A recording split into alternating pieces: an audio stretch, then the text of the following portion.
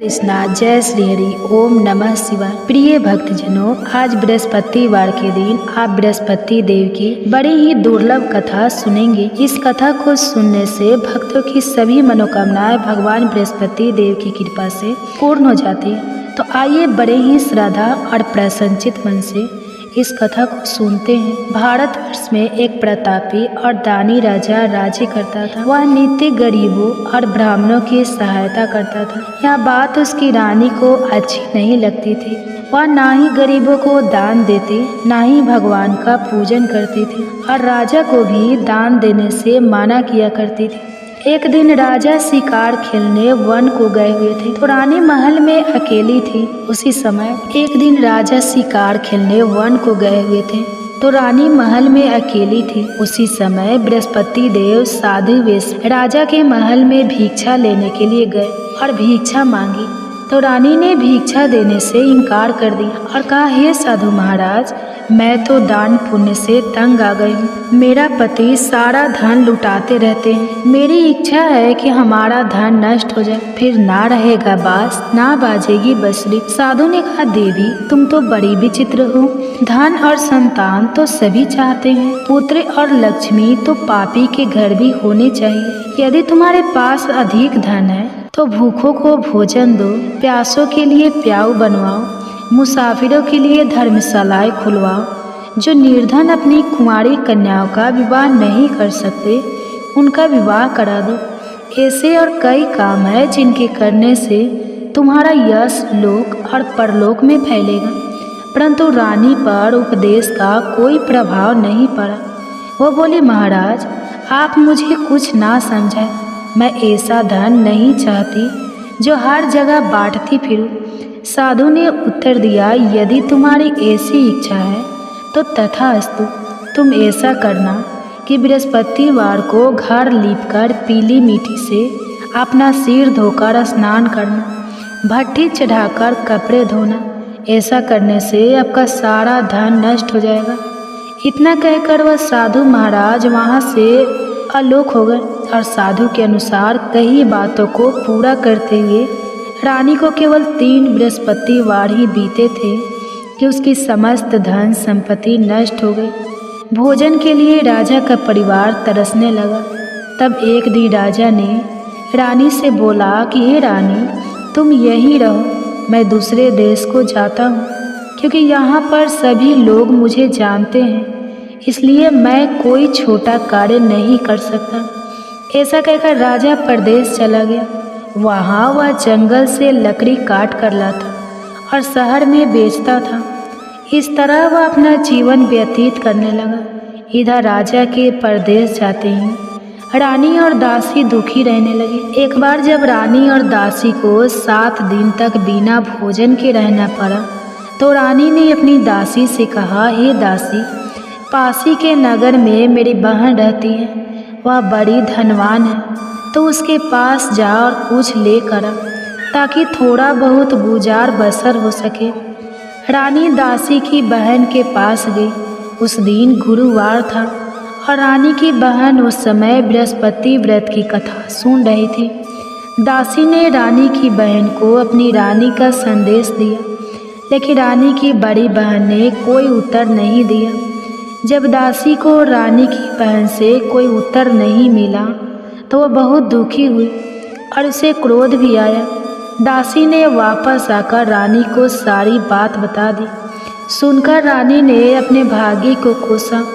उधर रानी की बहन ने सोचा कि मेरी बहन की दासी आई थी, परंतु मैं उससे नहीं बोली, इससे वह बहुत दुखी हुई होगी।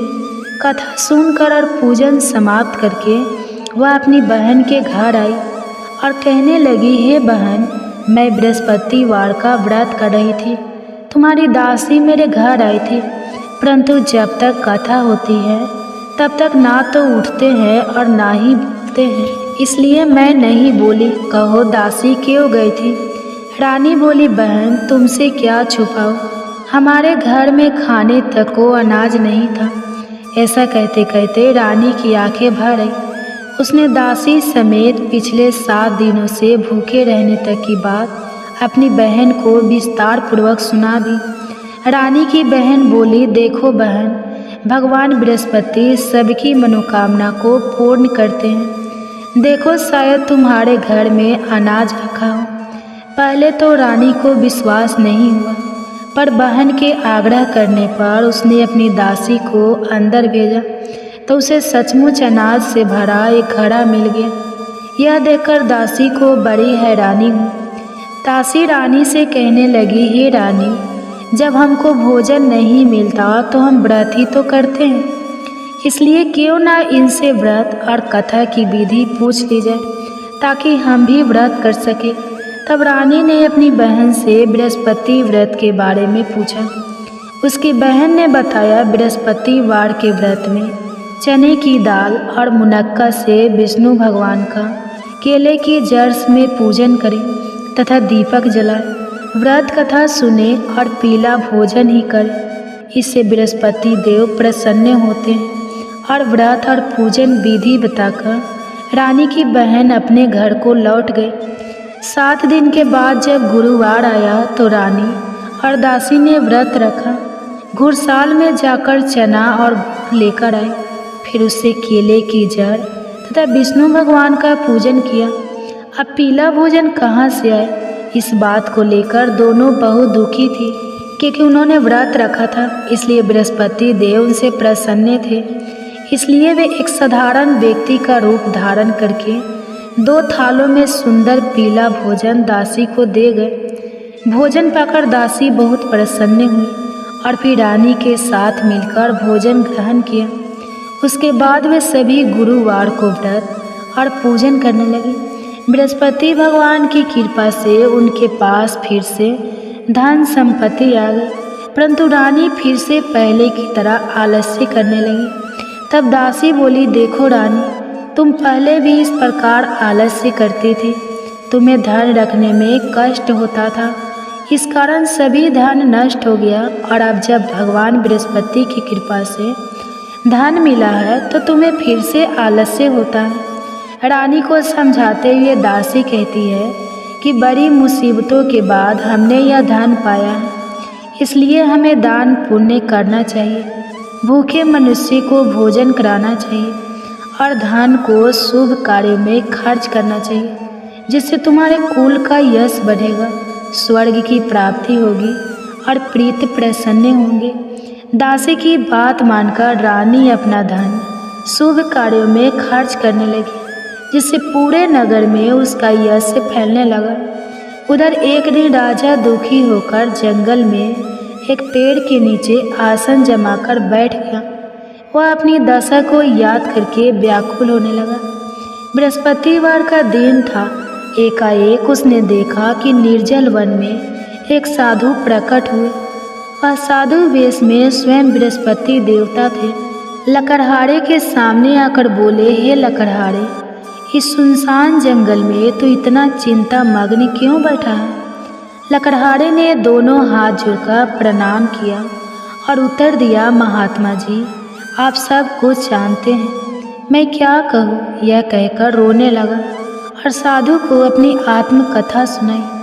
महात्मा जी ने कहा, तुम्हारी स्त्री ने बृहस्पतिवार के दिन बृहस्पति भगवान का निरादर किया है, जिसके कारण रुष्ट होकर उन्होंने तुम्हारी यह दशा कर दी। अब तुम चिंता को दूर करके मेरे कहने पर चलो तो तुम्हारे सब कष्ट दूर हो जाएंगे और भगवान पहले से भी अधिक संपत्ति देंगे। तुम बृहस्पतिवार के दिन कथा किया करो। 2 पैसे के चने मुनक्का लाकर उसका प्रसाद बनाओ और शुद्ध जल से लोटे में शक्कर मिलाकर अमृत तैयार करो। कथा के पश्चाताप अपने सारे परिवार और सुनने वाले प्रेमियों में अमृत और प्रसाद को बांटकर खुद भी ग्रहण करो। ऐसा करने से भगवान तुम्हारी सब मनोकामनाएं पूरी करेंगे।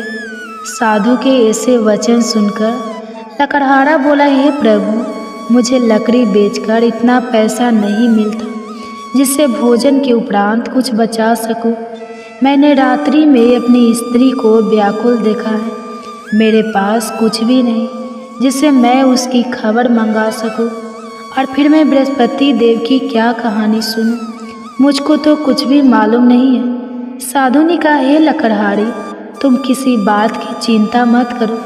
बृहस्पतिवार के दिन तुम रोजाना की तरह लकड़ियाँ लेकर शहर को जाओ। तुमको रोज से दुगुना धन प्राप्त, जिससे तुम भली भांति भोजन कर लोगे और बृहस्पति देव की पूजा का सामान भी आ जाएगा। बृहस्पति देव की कथा इस प्रकार है, सुनो। प्राचीन काल में एक ब्राह्मण रहता था। वह बहुत निर्धन था, उसकी कोई संतान नहीं थी। उसकी स्त्री बहुत मलिनता के साथ रहती थी। वह स्नान नहीं करते, किसी देवता का पूजा नहीं करते।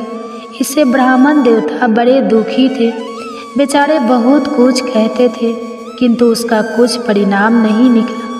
भगवान की कृपा से ब्राह्मण की स्त्री के कन्या रूपी रत्न पैदा हुआ। कन्या बड़ी होने पर प्रातः स्नान करके विष्णु भगवान का जाप और बृहस्पतिवार का व्रत करने लगी। अपने पूजन पाठ को समाप्त करके विद्यालय जाती तो अपनी मुट्ठी में जौ भर के ले जाती और पाठशाला के मार्ग में डालती जाती। जब ये 100 स्वर्ण के हो जाते तो लौटते समय उनको बीन कर घर ले आती। एक दिन वह बालिका सूप में उस सोने की जौ को फटक कर साफ कर रही थी कि उसके पिता ने देख लिया और कहा, हे बेटी, सोने की जौ के लिए सोने का सूप होना चाहिए। दूसरे दिन बृहस्पतिवार था। इस कन्या ने व्रत रखा और बृहस्पति देव से प्रार्थना करके कहा, मैंने आपकी पूजा सच्चे मन से की है, तो मेरे लिए सोने का सूप दे दो। बृहस्पति देव ने उसकी प्रार्थना स्वीकार कर ली। रोजाना की तरह वह कन्या जौ फैलाती हुई जाने लगी। जब लौटकर जौ बीन रही थी तो बृहस्पति देव की कृपा से सोने का सूप मिला। उसे वह घर ले आई और उसमें जौ साफ करने लगी, परंतु उसकी माँ का वही ढंग रहा। एक दिन की बात है कि वह कन्या सोने के सूप में जौ साफ कर रही थी। उस समय उस शहर का राजपूत वहां से होकर निकला।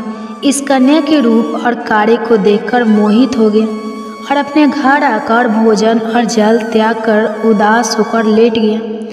राजा को इस बात का पता लगा तो अपने प्रधानमंत्री के साथ उसके पास गए और बोले, हे बेटा, तुम्हें किस बात का कष्ट है? किसी ने तुम्हारा अपमान किया है अथवा और कोई कारण हो सके तो कहो, मैं वही कार्य करूँगा जिससे तुम्हें प्रसन्नता हो। अपने पिता की राजकुमार ने बातें सुनी तो वह बोला, मुझे आपकी कृपा से किसी बात का दुख नहीं है। किसी ने मेरा अपमान नहीं किया है, परंतु मैं उस लड़की से विवाह करना चाहता हूँ जो सोने के सूप में जौ साफ कर रही थी। यह सुनकर राजा आश्चर्य में पड़ गया और बोला, हे बेटा, इस तरह की कन्या का पता तुम ही लगाओ, मैं उसके साथ तेरा विवाह अवश्य ही करवा दूंगा। राजकुमारी ने उस लड़की के घर का पता बताया। तब मंत्री उस लड़की के घर गए और ब्राह्मण देवता को सभी हाल बताया। ब्राह्मण देवता राजकुमार के साथ अपनी कन्या के विवाह करने के लिए तैयार हो गए तथा विधि विधान के अनुसार ब्राह्मण की कन्या का विवाह राजकुमार के साथ हो गया। कन्या के घर से जाते ही पहले की भांति उस ब्राह्मण देवता के घर में गरीबी का निवास हो गया। अब भोजन के लिए भी अन्न बड़ी मुश्किल से मिलता था। एक दिन दुखी होकर ब्राह्मण देवता अपनी पुत्री के पास गए। बेटी ने पिता की दुखी अवस्था को देखा और अपनी माँ का हाल पूछा। तब ब्राह्मण ने भी सभी हाल कहा। कन्या ने बहुत सा धन देकर अपने पिता को विदा कर दिया। इस तरह ब्राह्मण का कुछ समय सुखपूर्वक व्यतीत हुआ। कुछ दिन के बाद फिर वही हाल हो गया। ब्राह्मण फिर अपनी कन्या के यहाँ गया और सारा हाल कहा तो लड़की बोली, हे पिताजी, आप माताजी को यहाँ ले आओ, मैं उन्हें विधि बता दूंगी जिससे उनकी गरीबी दूर हो जाए। वह ब्राह्मण देवता अपनी स्त्री को साथ लेकर पहुँचे तो अपनी माँ को समझाने लगे कि हे माँ, तुम प्रातःकाल प्रथम स्नान आदि करके विष्णु भगवान का पूजन करो तो सब दरिद्रता दूर हो जाएगी। परंतु उसकी माँ ने एक भी बात नहीं मानी और प्रातःकाल उठकर अपनी पुत्री के बच्चों की जूठन को खा लिया। इससे उसकी पुत्री को भी बहुत गुस्सा आया। उसने एक रात को एक कोठरी में से सारा सामान निकाल दिया और अपनी माँ को उसमें बंद कर दिया। प्रातः उसमें से उसे निकाला तो स्नान आदि करा के पूजा पाठ करवाया तो उसकी माँ की बुद्धि ठीक हो गई। इसके बाद वह नियम से पूजा पाठ करती और प्रत्येक बृहस्पतिवार को व्रत रखने लगी। इस व्रत के प्रभाव से उसके माता और पिता बहुत ही धनवान और पुत्रवान हो गए और बृहस्पति देवता के प्रभाव से इस लोक के सुख को भोगकर अंत में स्वर्ग को प्राप्त। इस तरह कहानी कहकर साधु देवता वहाँ से अंतर्ध्यान हो गए। धीरे धीरे समय व्यतीत होने पर फिर वही बृहस्पतिवार का दिन आया। लकड़हारा जंगल से लकड़ी काटकर किसी शहर में बेचने गया। उसे उस दिन और दिन से अधिक पैसा मिला। राजा ने चना गुड़ आदि लाकर गुरुवार का व्रत किया। उस दिन से उसके सभी क्लेश दूर हो गए। परंतु जब दोबारा गुरुवार का दिन आया तो बृहस्पतिवार का व्रत करना भूल गया। इस कारण बृहस्पति भगवान नाराज हो गए। उस दिन उस नगर के राजा ने विशाल यज्ञ का आयोजन किया था तथा शहर में यह घोषणा करा दी कि कोई भी मनुष्य अपने घर में भोजन ना बनवाए, न आग जलाए। समस्त जनता मेरे यहाँ भोजन करने आए। इस आज्ञा को जो ना मानेगा उसे फांसी की सजा दी जाएगी। इस तरह की घोषणा संपूर्ण नगर में करवा देगी। राजा की आज्ञा के अनुसार शहर के सभी लोग भोजन करने गए, लेकिन लकड़हारा कुछ देर से पहुंचा, इसलिए राजा उसको अपने साथ घर ले गए और ले जाकर भोजन करा रहे थे तो रानी की दृष्टि उस खूंटी पर पड़ी जिस पर उसका हार लटका हुआ था। वह वहाँ पर दिखाई नहीं दिया। रानी ने निश्चय किया कि मेरा हार इस मनुष्य ने चुरा लिया है। उसी समय सिपाहियों को बुलाकर उसको कारागार में डलवा दिया। जब लकड़हारा कारागार में पड़ गया और बहुत दुखी होकर विचार करने लगा कि ना जाने कौन से पूर्व जन्म के कर्म से मुझे यह दुख प्राप्त हुआ है, और उसी साधु को याद करने लगा जो कि जंगल में मिला था। उसी समय तत्काल बृहस्पति देव साधु के रूप में प्रकट हुए और उसकी दशा को देखकर कहने लगे, अरे मूर्ख, तूने बृहस्पति देव की कथा नहीं करी, इस कारण तुझे दुख प्राप्त हुआ है। अब चिंता मत कर। बृहस्पतिवार के दिन कारागार के दरवाजे पर 4 पैसे पड़े मिलेंगे, उनसे तू बृहस्पति देव की पूजा करना, तेरे सभी कष्ट दूर हो जाएंगे। बृहस्पतिवार के दिन उसे 4 पैसे मिले। लकड़हारे ने कथा कही। उसी रात्रि को बृहस्पति देव ने उस नगर के राजा को स्वप्न में कहा, हे राजा, तुमने जिस आदमी को कारागार में बंद कर दिया है वह निर्दोष है, वह राजा है, उसे छोड़ देना। रानी का हार उसी खूंटी पर लटका है। अगर तू ऐसा नहीं करेगा तो मैं तेरे राज्य को नष्ट कर दूंगा। इस तरह रात्रि के स्वप्न को देखकर राजा प्रातः काल उठा और खूंटी पर हार देकर लकड़हारे को बुलाकर क्षमा मांगी और लकड़हारे को योग्य सुंदर वस्त्र आभूषण देकर विदा कर दिया। बृहस्पति देव की आज्ञा के अनुसार लकड़हारा अपने नगर को चल दिया। राजा जब अपने नगर के निकट पहुंचा तो उसे बड़ा आश्चर्य हुआ। नगर में पहले से अधिक बाग, तालाब, कुएं तथा बहुत सी धर्मशाला, मंदिर आदि बनाई गई। राजा ने पूछा, यह किसका बाग और धर्मशाला है? तब नगर के सब लोग कहने लगे, यह सब रानी और बंदी के हैं। तो राजा को आश्चर्य हुआ और गुस्सा भी आया। जब रानी ने यह खबर सुनी कि राजा आ रहे हैं तो उन्होंने दासी से कहा, हे दासी, देख राजा हमको कितनी बुरी हालत में छोड़ गए थे। हमारी ऐसी हालत देखकर वो लौट ना जाए, इसलिए तू दरवाजे पर खड़ी हो जा। आगे के अनुसार दासी दरवाजे पर खड़ी हो गई। दासी दरवाजे पर खड़ी हो गई। राजा आए तो उन्हें अपने साथ लेकर आई। तब राजा ने क्रोध करके अपनी रानी से पूछा कि यह धन तुम्हें कैसे प्राप्त हुआ है? तब उन्होंने कहा, हमें यह सब धन बृहस्पति देव के इस व्रत के प्रभाव से प्राप्त हुआ है। राजा ने निश्चय किया कि 7 रोज बाद तो सभी बृहस्पति देव का पूजन करते हैं, परंतु मैं प्रतिदिन 3 बार कहानी और रोज व्रत किया करूँगा। अब हर समय राजा के दुपट्टे में चने की दाल बंधी रहती और दिन में 3 बार कहानी कहते। एक रोज राजा ने विचार किया कि चलो अपनी बहन के यहाँ हो आवे। इस तरह निश्चय करके राजा घोड़े पर सवार होकर अपनी बहन के यहाँ को चलने लगा। मार्ग में उसने देखा कि कुछ आदमी एक मुर्दे को लिए जा रहे हैं। उन्हें रोककर राजा कहने लगा, अरे भाइयों, मेरी बृहस्पति देव की कथा सुन लो। वे बोले, लो, हमारा तो आदमी मर गया है, इसको अपनी कथा की पड़ी है। परंतु कुछ आदमी बोले, अच्छा कहो, हम तुम्हारी कथा भी सुनेंगे। राजा ने दाल निकाली और जब कथा आधी हुई थी कि मुर्दा हिलने लगा, और जब कथा समाप्त हो गई तो राम राम करके मनुष्य उठकर खड़ा हो गया। आगे मार्ग में उसे किसान खेत में हल चलाता मिला तो राजा ने उसे देखकर बोला, अरे भैया, तुम मेरी बृहस्पतिवार की कथा सुन लो। किसान बोला, जब तक मैं तेरी कथा सुनूंगा तब तक 4 हरैया जोत लूँगा, जा अपनी कथा किसी और को सुनाना। इस तरह राजा आगे चलने लगा। राजा के हटते ही बैल पछाड़ खाकर गिर गए और किसान के पेट में बड़ी जोर का दर्द होने लगा।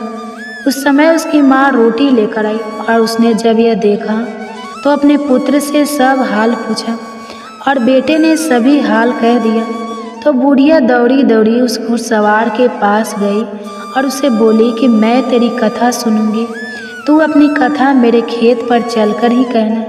राजा ने बुढ़िया के खेत पर जाकर कथा कही, जिसके सुनते ही वह बैल उठकर खड़े हुए तथा किसान के पेट का दर्द भी बंद हो गया। राजा अपनी बहन के घर पहुंचा। बहन ने भाई की खूब मेहमानी की। दूसरे रोज प्रातःकाल राजा जगा तो वह देखने लगा कि सब लोग भोजन कर रहे हैं। राजा ने अपनी बहन से कहा, ऐसा कोई मनुष्य है जिसने भोजन नहीं किया हो? मेरे बृहस्पतिवार की कथा सुन ले। बहन बोली, हे भैया, यह देश ऐसा है कि पहले यहाँ लोग भोजन करते हैं, बाद में अन्य काम करते हैं। अगर कोई पड़ोस में हो तो देख। वह ऐसा कहकर देखने चली गई, परंतु उसे कोई ऐसा व्यक्ति नहीं मिला जिसने भोजन ना किया हो। अतः वह एक कुम्हार के घर गए जिसका लड़का बीमार था। उसे मालूम हुआ कि उनके यहाँ 3 रोज से किसी ने भोजन नहीं किया है। रानी ने अपने भाई की कथा सुनने के लिए कुम्हार से कहा। वह तैयार हो गया। राजा ने जाकर बृहस्पतिवार की कथा कही, जिसको सुनकर उसका लड़का ठीक हो गया। अब तो राजा की प्रशंसा होने लगी। एक रोज राजा ने अपनी बहन से कहा कि हे बहन, हम अपने घर को जाएंगे, तुम भी तैयार हो जाओ। राजा की बहन ने अपनी सास से कहा तो सास ने कहा, हाँ चली जा, परंतु अपने लड़के को मत ले जाना, क्योंकि तेरे भाई की कोई औलाद नहीं है। बहन ने अपने भैया से कहा, हे भैया, मैं तो चलूँगी पर कोई बालक नहीं चलेगा। तो राजा बोला, जब कोई बालक नहीं चलेगा तब तुम ही क्या करोगे? बड़े दुखी मन से राजा अपने नगर को लौट आया। राजा ने अपनी दासी से कहा, हम निर्वंशी हैं, हमारा मुंह देखने का धर्म नहीं है और कुछ भोजन आदि नहीं किया है। रानी बोली, हे प्रभु, बृहस्पति देव ने हमें सब कुछ दिया है, वह हमें औलाद अवश्य देंगे। उसी रात को बृहस्पति देव ने राजा से स्वप्न में कहा, हे राजा, उठो, सभी सोच त्याग दो, तेरी रानी गर्भ से है। राजा को यह बात सुनकर बड़ी खुशी हुई। 9वें महीने में उसके गर्भ से एक सुंदर पुत्र पैदा हुआ। तब राजा बोला, हे रानी, स्त्री बिना भोजन के रह सकती है, पर बिना कहे नहीं रह सकती। जब मेरी बहन आएगी तो मुझसे कुछ मत कहना। रानी ने सुनकर हाँ कर दिया। जब रानी की बहन ने यह शुभ समाचार सुना तो वह बहुत खुश हुई और बधाई लेकर अपने भाई के यहाँ आई। तभी रानी ने कहा, घोड़ा चढ़कर तो नहीं आई है, गधा चढ़कर आई है। राजा की बहन बोली, भाभी, मैं इस प्रकार ना कहती तो तुम्हें औलाद कैसे मिलती? बृहस्पति देव ऐसे ही हैं, जैसी जिसके मन में कामनाएं हैं सभी को पूर्ण करते हैं। जो सद्भावना पूर्वक बृहस्पतिवार का व्रत करता है एवं कथा पढ़ता है अथवा सुनता है, दूसरे को सुनाता है, बृहस्पति देव उनकी सभी मनोकामनाएं पूर्ण करते हैं। बृहस्पति देव उनकी सदैव रक्षा करते हैं। जो संसार में सद्भावना और सच्चे हृदय से बृहस्पति देव का पूजन करते हैं, उनकी सभी मनोकामनाएं उसी प्रकार पूर्ण होती हैं। जैसे राजा और रानी ने बृहस्पति देव की कथा का गुणगान किया, उनकी सभी इच्छाएं बृहस्पति देव ने पूर्ण की। मनुष्य के हृदय से उनका मनन करते हुए जयकारा करना चाहिए। तो प्रेम से बोलिए बृहस्पति देव की जय, विष्णु भगवान की जय, समस्त देवी देवताओं की जय। अब आप भगवान बृहस्पति देव की आरती श्रवण कीजिए। ओम जय बृहस्पति देवा, जय बृहस्पति देवा, छिने भिने भोग लगाऊ फल मेवा। ओम जय बृहस्पति देवा, तुम्हें पूर्ण परमात्मा, तुम्हें अंतर्यामी, जगत पिता जगदीश्वर, तुम सबके स्वामी। ओम जय बृहस्पति देवा, चरणामृते निज निर्मल, सभी पातक हरता, सकल मनोरथ दायक, कृपे करो भरता। ओम जय बृहस्पति देवा, तन मन धन अर्पण कर, जो जन शरण पड़े, प्रभु पड़े कटे तब होकर, आकर द्वार खड़े। ओम जय बृहस्पति देवा, दीन दयाल दयानिधि, भक्तन हितकारी, पापे दोषी सबे हरता, भवे बंधन हारी। ओम जय बृहस्पति देवा, संकल मनोरथ दायक, सब शयन तारी, विषय विकार मिटाओ, संतन सुखकारी। ओम जय बृहस्पति देवा, जो कोई बृहस्पति जी की करे आरती, धन जन सुख सबे पालेता। ओम जय बृहस्पति देवा, जय बृहस्पति देवा। तो प्रेम से बोलिए बृहस्पति देव महाराज की जय।